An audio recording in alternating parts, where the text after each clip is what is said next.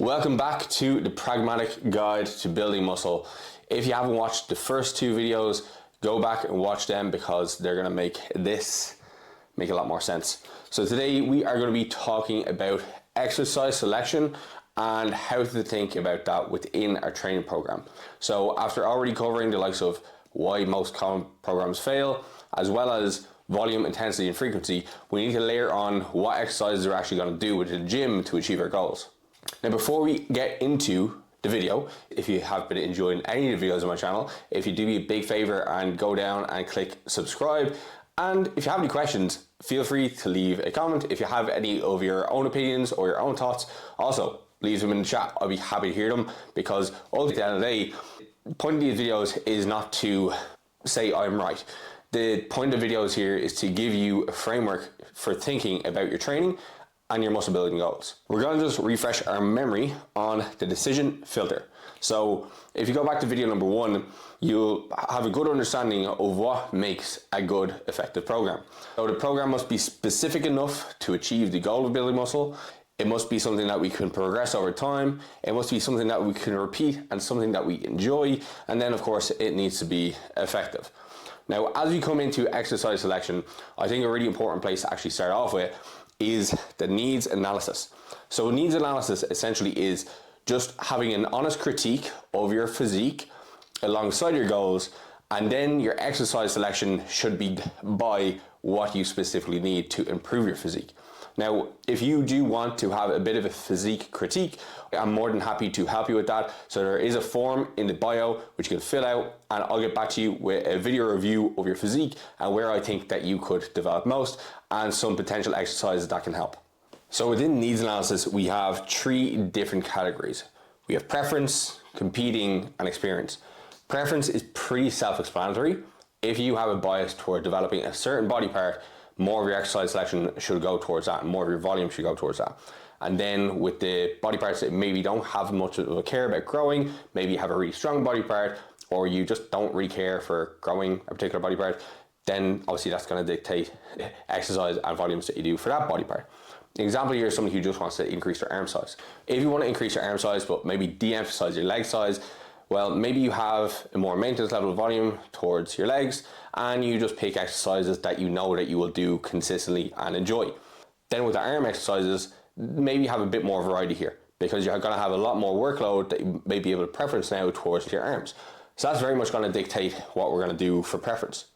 Now, when we look at competing, preference is kind of taken out of the picture, purely based on the fact that now you're going into a sport where there's specific criteria that you need to meet in order to excel. For example, if you're competing in open bodybuilding, the needs are different to somebody who may train for men's physique, and they're also going to be different to maybe a female competitor who's competing in wellness. Now, while you could work alongside a coach and get some feedback from them in regards to where they think you need to improve, other sources of feedback are going to be from a judge.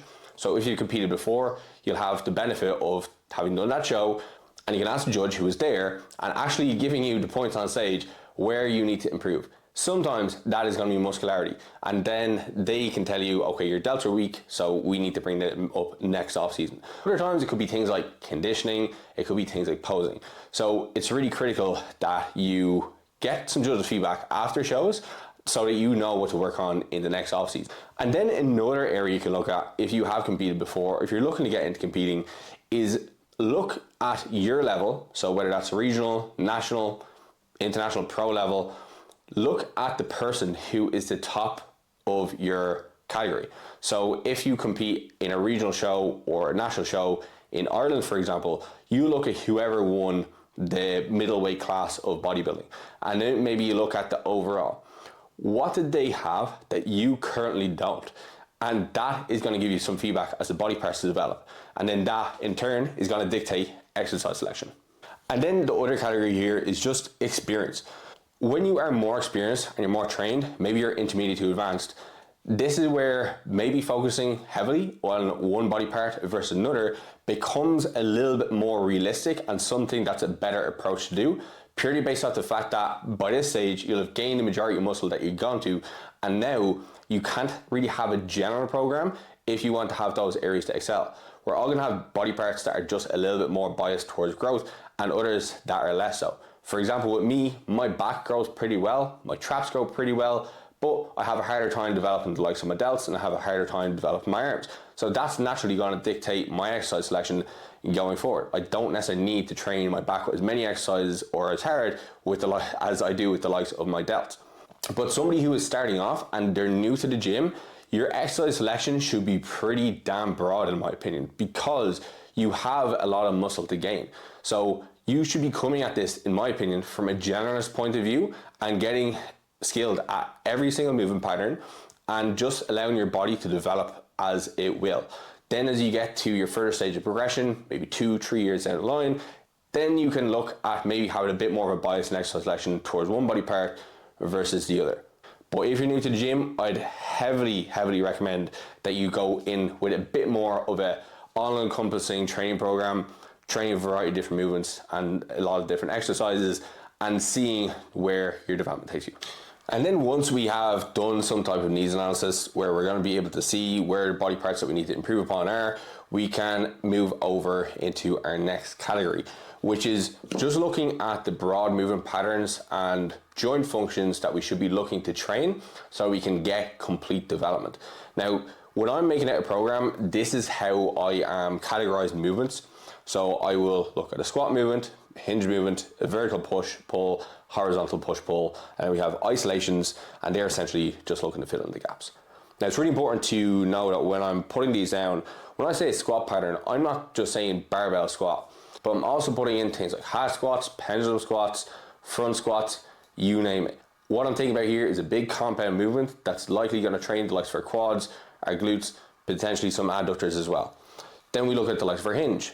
This could encompass a 45-degree hip extension, a deadlift, a Romanian deadlift, and so on. A vertical push or vertical pull, some type of overhead pushing pattern. So that could be an overhead press, could be the incline barbell press. If we look at pull, it could be a pull up, it could be a pull down. When we look at a horizontal push, it could be a flat barbell bench press. If we look at the horizontal pull, it could be a barbell row, it could be a machine chest support row, a T-bar row. And then when we look at isolations, we're essentially looking at what are these movement patterns that we have within the plan, what are they not quite hitting? Because if we're looking at big multi-joint exercises, there are going to be some joint functions and some muscle actions that are just not getting trained based off muscles that are called biarticular muscles. So biarticular muscle essentially is a muscle that crosses across two joints. We have in particular our quads, we have our hamstrings, we have our triceps, and we also have our calves. So most of the biarticular muscles are going to be in the lower body, and that's going to dictate some of the exercise selection we have there if we want to get full scale coverage. So when we look at the squat pattern is going to be fantastic for developing the quads, but it's going to in part develop the quads because one area that we may miss out on is the rectus femoris. So the rectus femoris is going to cross a hip and a knee joint, and when we're performing a squat and you're coming into hip flexion at the bottom and you're going into knee flexion, the muscle itself is not quite getting fully trained because both ends of the muscle are moving in tandem. Now, if we want to fully train the quads, we need to ideally put in something like a leg extension, because when we're doing leg extension, our hip is going to be fixed and our knee is going to be performing knee flexion. And this is going to help to isolate or get that muscle to be trained a lot more effectively. The other area could be looked at within a hinge pattern. In a hinge pattern, you're going to get a lot of posterior chain, you're going to get your glutes, adductors, hamstrings. Now, depending which one you do, of course, you may have a little bit more bias towards particular muscle groups. But if you're looking to fully develop your hamstrings, for example, when we look at the hamstrings, they cross the hip and the knee joint. One of the heads in particular just crosses the knee joint. So that's going to be the biceps femoris. The biceps femoris is only going to act with knee flexion. So if we are doing something like an RDL or a stiff leg deadlift, we may be getting 3 heads of the hamstrings, but we're going to be missing out on that one. And if you compete in bodybuilding, this is the head of the hamstrings that, particularly from side shots, is going to drop. So if we want to ensure that we're getting full scale coverage of the hamstrings, we want to ensure that we're putting in hinge as well as some type of knee flexion movement. So that could be a seated hamstring curl, or it could be a lying hamstring curl.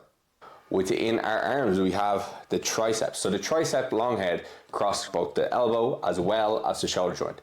So when we're performing some type of press and we are going into elbow extension as well as shoulder flexion at the same time, this muscle is going through, again, similar to rectus femoris, two muscle actions at both joints. So if we want to ensure that we're getting good development of it, we need to have one of those joints fixed, ideally. And the most simple way to do that from an exercise selection point of view is have some type of overhead tricep extension where the shoulder is remaining fixed, or we can also train a push down type of motion. The calves, while they're biarticular, both heads of them cross across the likes of the ankle. Now only one cross across the knee joint, which is going to be the gastrocnemius. So the gastrocnemius is the bigger, more superficial muscle, and then we have the one that's a little bit deeper called the soleus.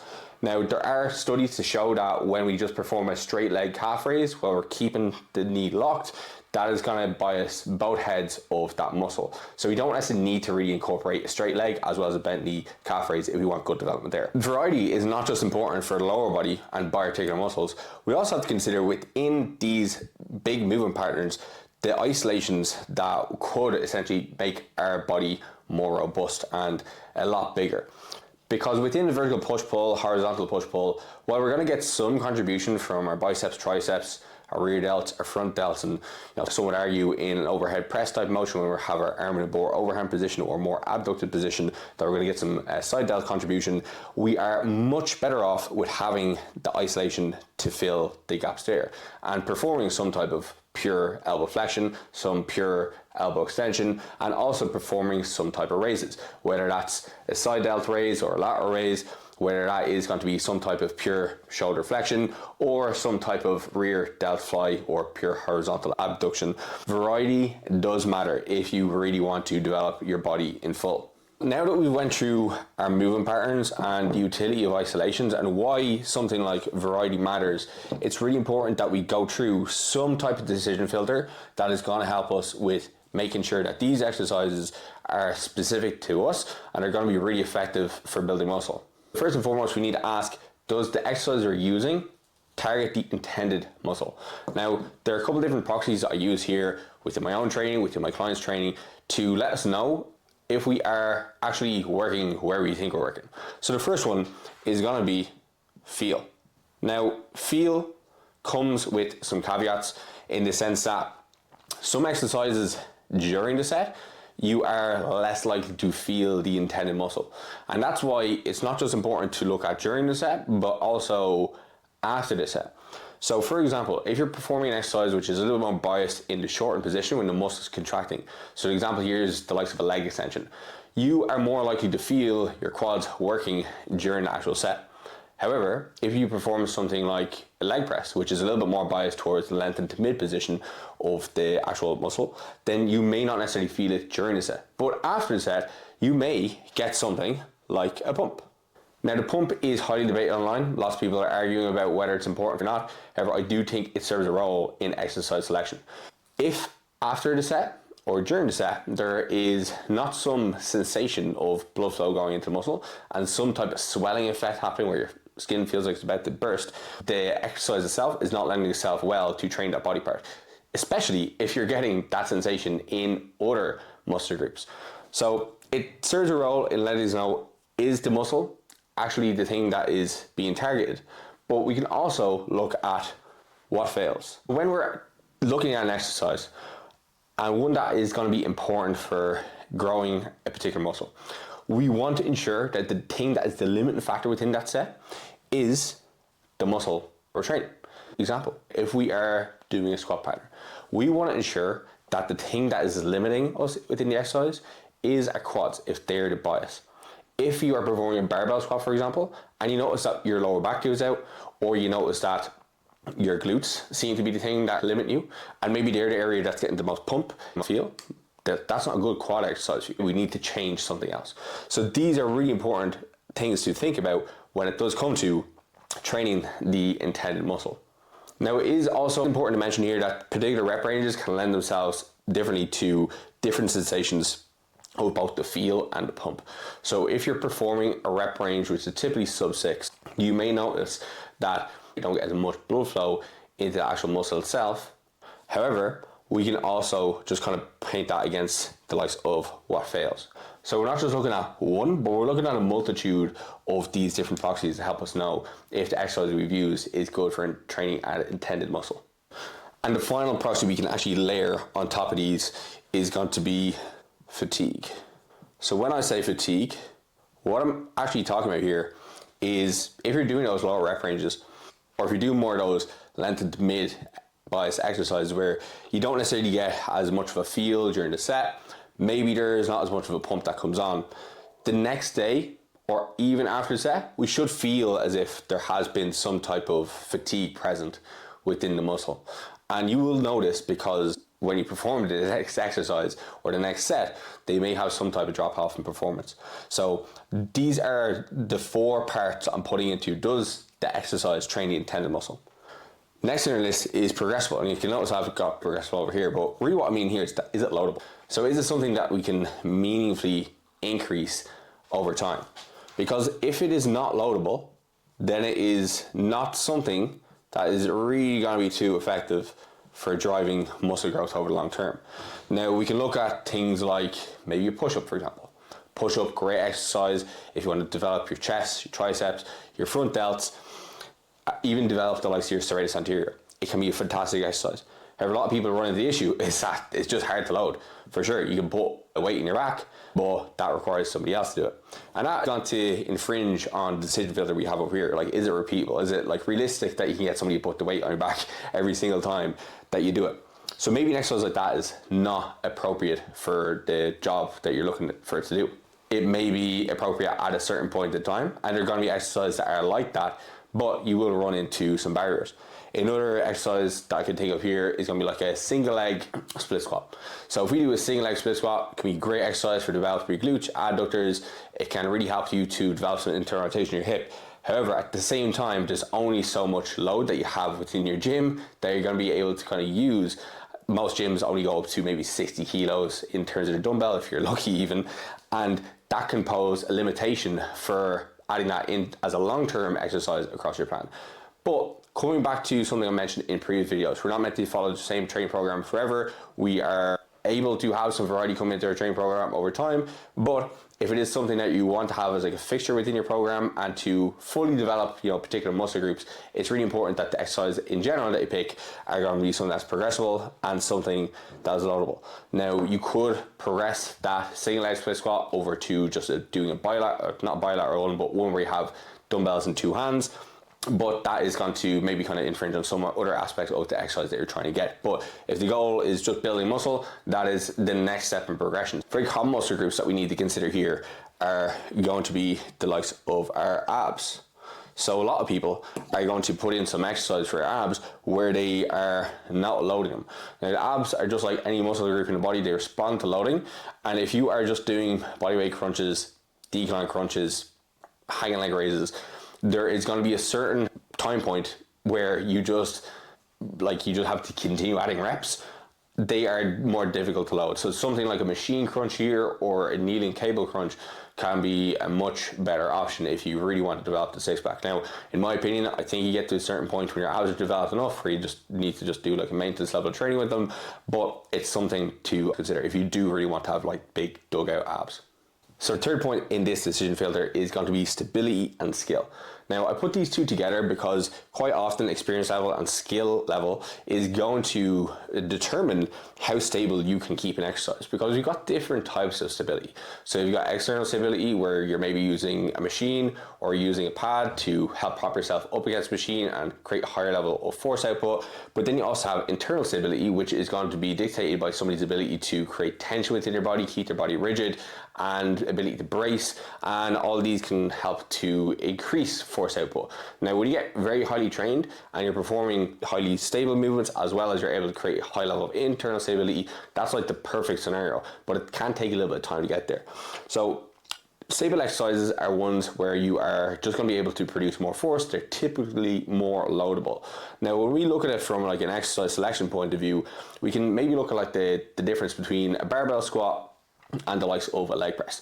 So a leg press, you don't really have to worry as much about bracing the same way a powerlifter will for completing the movement, because you're able to pull yourself down into the seat. You have the back pad supporting your back, so your back is no longer going to be a limitation within the exercise, and you are in a fixed movement pattern. The sled is coming down towards you.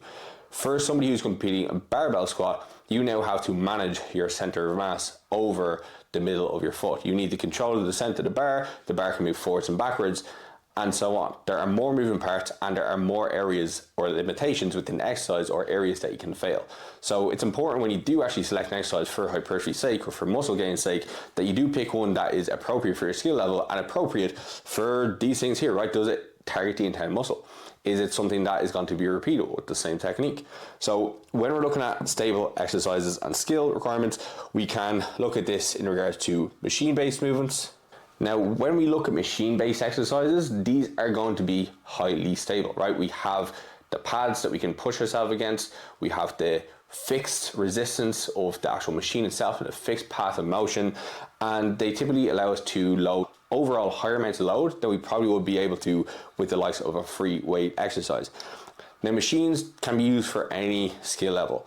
And if you are somebody who is just a bodybuilder, a lot of your movements are probably going to be on machines for this particular reason, that you don't have to worry about limiting factors like you would in a free weight exercise become the thing that's taken away from targeting the intended muscle group.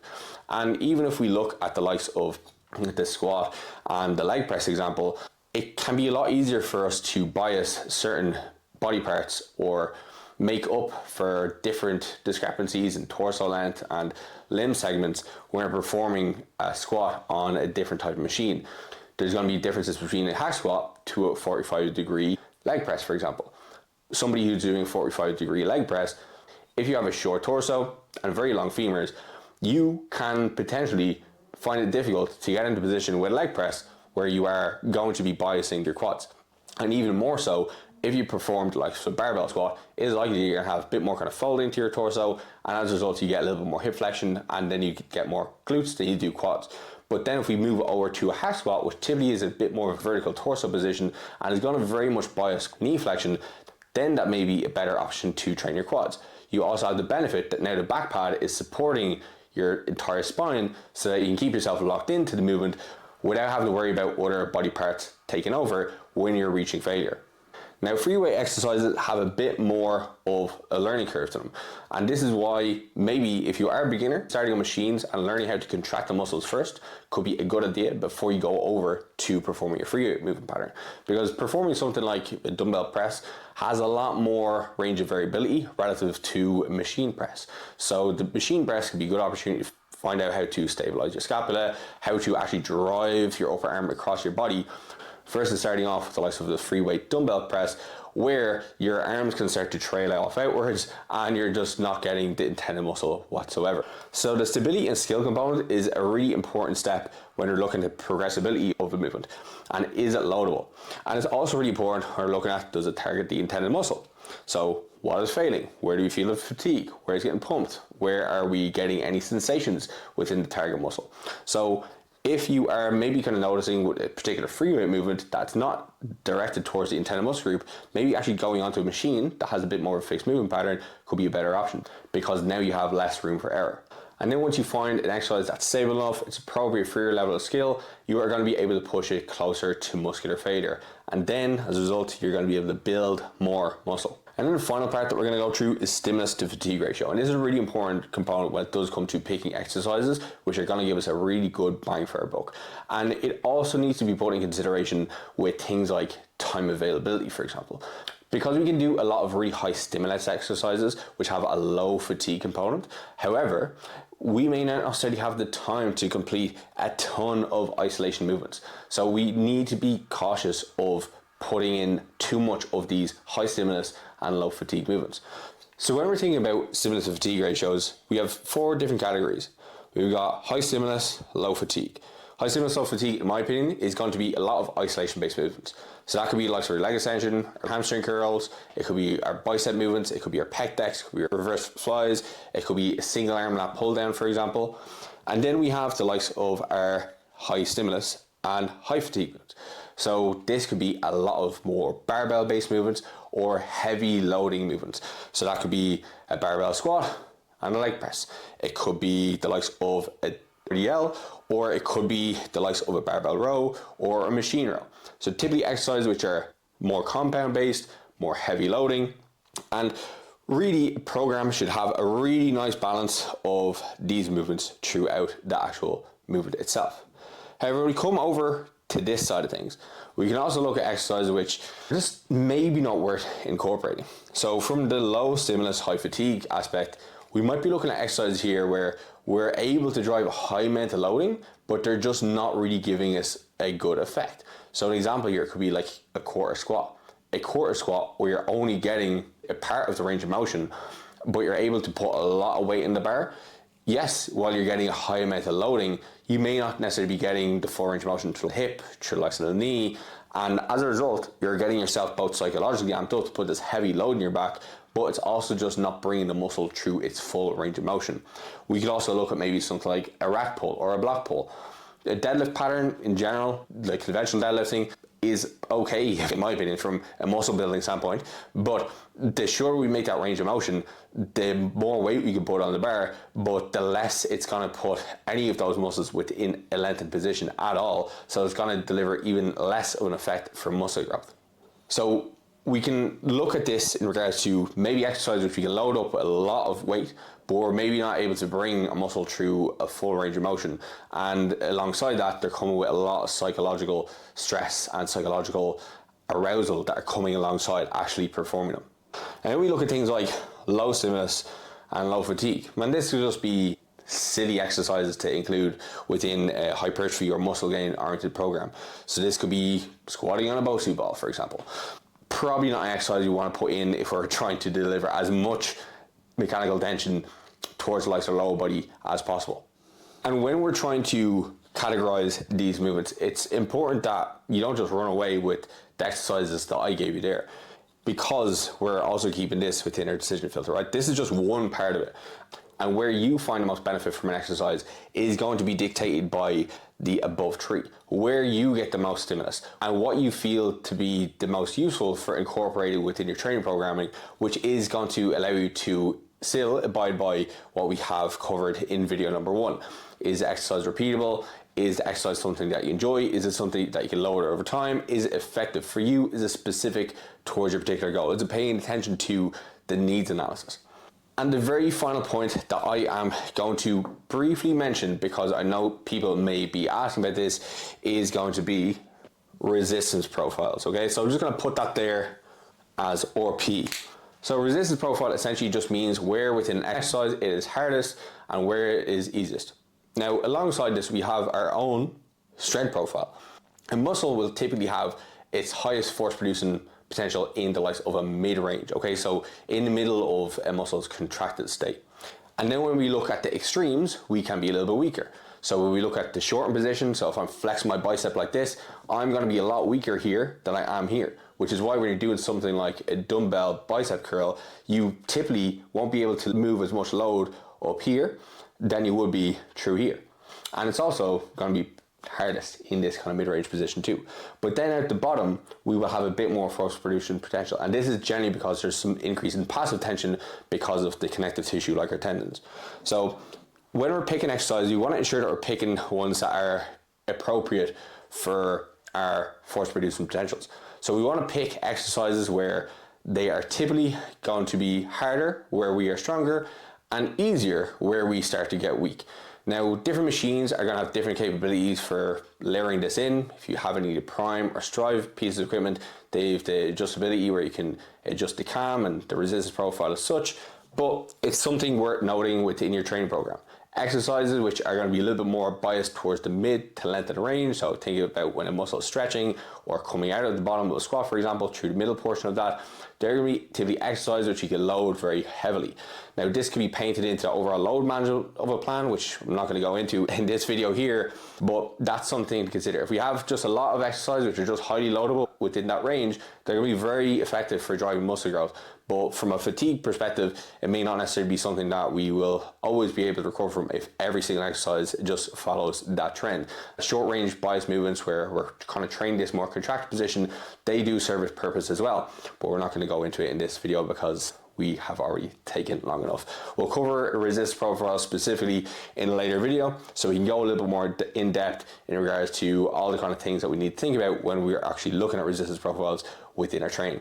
But that's pretty much that for this video. So hopefully you did enjoy it. Hopefully you have a good kind of thought process now to come into your training program and or at least select some good appropriate movements. You have your volume recommendations, you have your frequency recommendations, your intensity recommendations, and now we should be able to paint a picture as to what our plan is going to look like. Next video, we're going to go over exercise sequencing and how we can actually start to kind of put things in place for our training program so we continue moving forward and building. That's it for this video. If you did enjoy the video, leave a comment, ask any questions. If you have any thoughts, your own, any frameworks that you use, I'd love to hear them. If you liked the video and you got a lot from it, please do consider hitting the subscribe button, and we will catch you in the next one.